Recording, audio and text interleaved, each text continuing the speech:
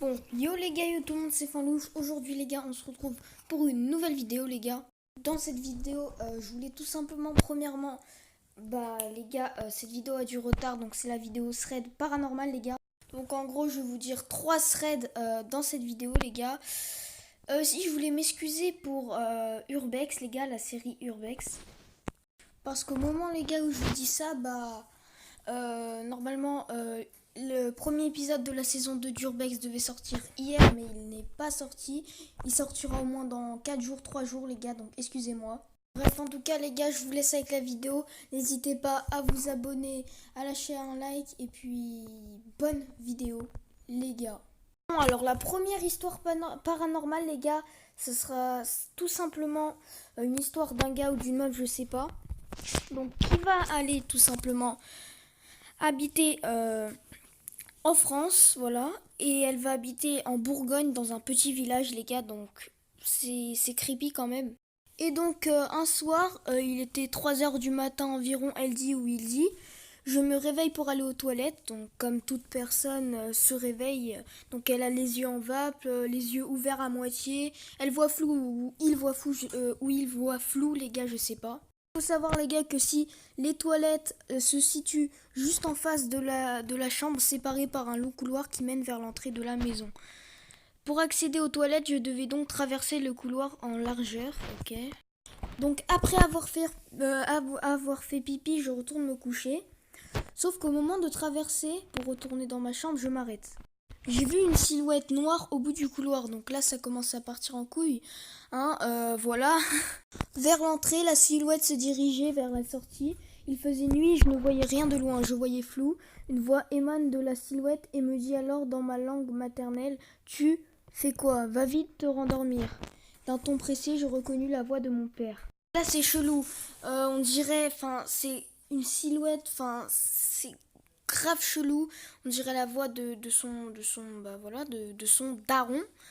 Donc voilà les gars, c'est ultra chelou. Cependant, à l'époque, mon père travaillait très loin de la maison et ne rentrait jamais vers 3 heures du matin, mais plutôt dans l'après-midi. Il passait la nuit sur son lieu de travail, mais naïvement, je me suis dit « Ah, il est rentré tôt cette fois, c'est génial !» Je continue donc mon chemin, je retourne me coucher. Le lendemain, au réveil, je demande à ma mère où était mon père car je l'ai vu rentrer. Elle m'a répondu « Il est au travail, qu'est-ce que tu dis ?» Bon, alors, on connaît tout ce genre de trucs-là. Ah, c'est glauque. Ah, putain. Je vous l'ai dit, les gars. Ouais.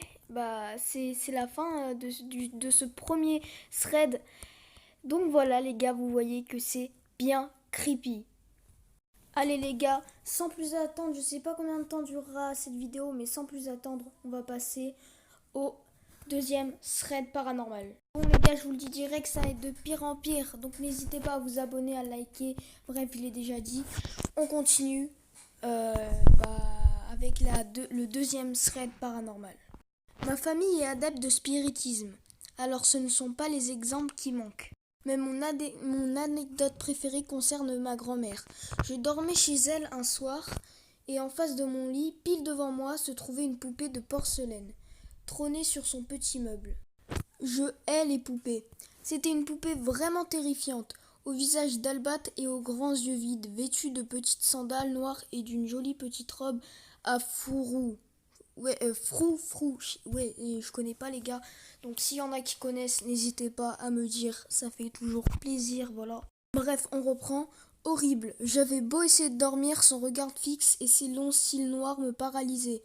Alors au bout d'une heure, je me suis levée et je lui ai mis une couverture sur la tronche. J'ai finalement pu dormir tranquille. Le lendemain, au petit déjeuner, j'ai alpagué ma grand-mère. Dis donc, mamie, c'est un peu sadique de ta part de mettre une poupée juste en face du lit. C'est un peu flippant quand même. Elle a froncé les sourcils, elle m'a répondu, interloquée. De quoi est-ce que tu parles? Quelle poupée? C'est chelou de te dire ça. Bref, on passe à la dernière histoire paranormale. Les gars, allez.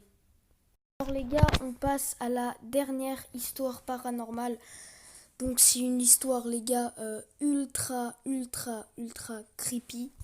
Donc la meilleure pour la fin, quoi, les gars, donc c'est parti. Qui dit histoire de fantôme dit Dear David. En plein cœur de New York, Adam Ellis croit fermement partager son intimité avec un fantôme. Dire David, hanté depuis la nuit du 7 août, Ellis relate chaque événement paranormal sur son compte Twitter. Adam Ellis, en gros, c'est un gars, les gars, un peu connu sur Twitter, voilà. Le petit garçon défiguré, en raison d'un accident, aurait commencé par visiter Ellis dans ses rêves. Au courant des semaines, les chats ont commencé à adopter des comportements étranges. Des bruits non identifiés se sont fait entendre et des objets ont inexplicablement commencé à bouger, laissant croire à un phénomène paranormal. Les dernières images partagées sur son compte sont particulièrement perturbantes. Donc voilà les gars, c'est tout pour la 3e histoire. Donc je pense que c'est la fin de cette vidéo, mais avant de finir, je voulais vous montrer. Donc le gars, il a réussi à prendre 2 photos du petit garçon bizarre quoi. Donc il y a 7 photos là les gars, et 7 photos là. Bref les gars, c'est la fin. Bon les gars, c'est déjà la fin de cette vidéo, donc je vais pas donner d'objectif de like. Voilà les gars, enfin, par exemple la dernière vidéo avec 40 likes sur Urbex 3, c'est ouf. Bref, je vais juste vous dire peace out, c'était fin louche, et puis voilà les gars.